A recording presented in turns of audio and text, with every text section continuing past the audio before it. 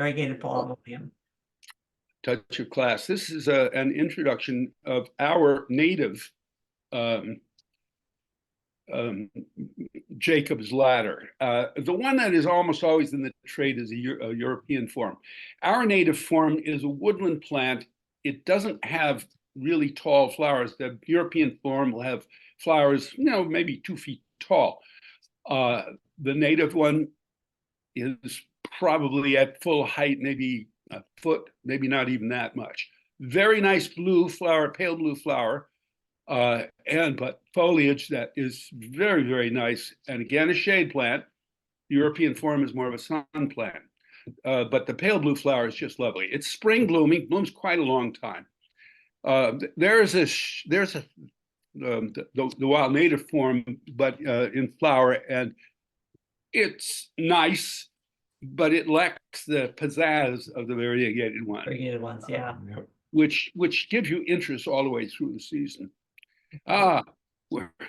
Here's one of my favorite plants, mountain Pycnanthemum modicum.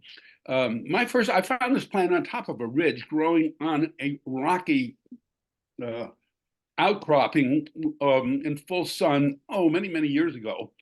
I immediately, of course, recognized that it was a mint because it was very fragrant. It has those pale chartreuse flowers and square stems, like all mints have square stems. And it's a wonderful, what my late friend Fred McGurdy used to call a sanitizing plant in the garden. You can put orange on one side of it and magenta on the other side of it, and it somehow or other quiets the eyes a bit, which, of course, I think orange and magenta are not two colors that I think go well together. But that's just using that as an example. It is bracts. Those are not flowers. They're bracts, like on the poinsettia. There's a tiny little button in the middle. That's what the bees like, and they do love it, by the way. But those bracts stay on all season. So it's like a flower that blooms from spring until fall, but it's not a real true flower, and a great plant. There are various forms of it. I prefer the one called the one I just showed. Modicum. But Tenderfolium is also very, very nice and quite different in its growing habit. There are 2 or 3 others in the trade.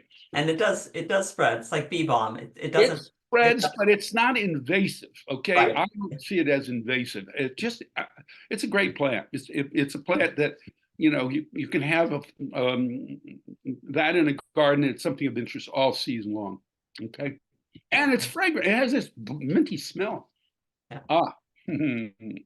American Gold Rush, yeah. American Gold Rush is an improvement on the one called Goldstorm. It does not get septorium, which is that brown spotty thing on the leaves. And it is a very full bloomer. It doesn't get as tall as Goldstorm. It probably gets up to 18 inches. Goldstorm will get up maybe 2 feet to 2.5. It's a very, very good improvement. And I would basically say throw out all your old Goldstorm and switch over to this, because Goldstorm's a problem. Yeah. And it's a problem. The septorium is not something you want to cure with some kind of toxic fungicide. That's for sure. I want your plant. I want your Dolly Marble. I have never seen this one, but I love the Sanguisorbas, and the fact that you found this one makes it even more wonderful for me. Well, the Dolly Marble, again, I like variegated plants. It has a very nice flower, and there I'd say, what would you call that, magenta? What would you call that flower? It's more magenta. It's not my favorite color, but somehow or other that color works on the variegation, and it's a very interesting plant. There's a picture of the flowers. They're little bottle brush type flowers. You see it in the right hand corner there, and they can be rather intense. By the way, there is an American native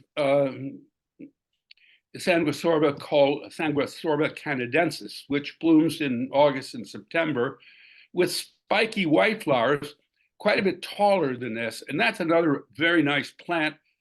very little known, spreads to some extent, does not sow itself typically, And it has, but it spreads, gets larger and clumps up in clumping form. I like the scent of the Sanguisorbus too. There's kind of this sharp scent to the leaves and that it's a clean kind of smell to them. Yeah, a whole family that is very, very much unknown in the trade. You don't see Sanguisorbas around, and they bloom a long time.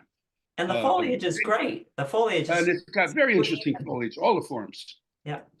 Related to burnet, which people use as an herb, by the way. You named it Dolly Marble. You brought it back from China. Yeah, and I'll And tell you, Dolly is the Chinese word for marble. So to translate that fully, the plant's name is marble. Okay. it's very popular. I've seen it offered over in the UK. The RHS Plant Finder had quite a lot of it available at all different nurseries there. It never caught on to any degree here in the States. We are going to find it. We are going to find it because we like Sanguisorbas. Yeah. We saw that one that we have that's Yes. probably tenuifolia that we By found the way, I've always propagated the Canadensis by way of division. It does not self-pollinate. And even the divisions, because they're all from the same mother plant, will not cross-pollinate with the other divisions. You have to find a totally different plant from someplace else to get any seeds from it, which probably is good because otherwise it would probably seed itself everywhere. I don't know, but it does divide up really easily.